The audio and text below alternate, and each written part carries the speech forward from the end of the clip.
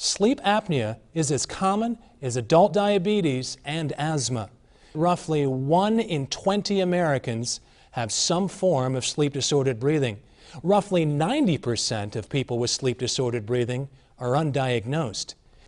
To discuss the adverse health consequences of OSA, we have Dr. Kingman Stroll, Professor of Medicine at Case Western Reserve University. Hello, Doctor, and thank you for joining us. Thank you. Dr. Stroll, what happens if you don't recognize and treat sleep apnea? Well, people have trouble staying awake during the daytime. They have inattention, they're irritable, and that's because they don't get refreshing sleep. They have problems with waking up at night, they have problems with apneas at night, and they have problems with just not getting their proper night's sleep.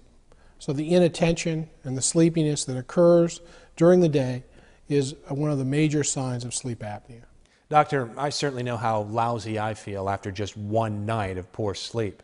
Certainly I feel more prone to accidents, but can you tell me a little bit how this affects the heart? Well, the apneas during sleep relate to, you wake up to be able to break from those apneas.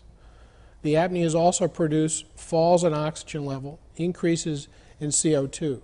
They stress your heart in 3 ways. The first thing it does is that during the apnea itself, blood pressure can rise. Secondly, your heart rate can increase, increasing blood pressure as well as heart rate. And the hypoxemia can cause the release of stress hormones. These lead to increased blood pressure during sleep and increased blood pressure the next day, and can contribute to the development of high blood pressure, stroke, as well as heart failure. Can effective treatment relieve pressure to the heart? Yes, it can. The key is stopping the apneas. If you stop the apneas, you stop the fall in oxygen level.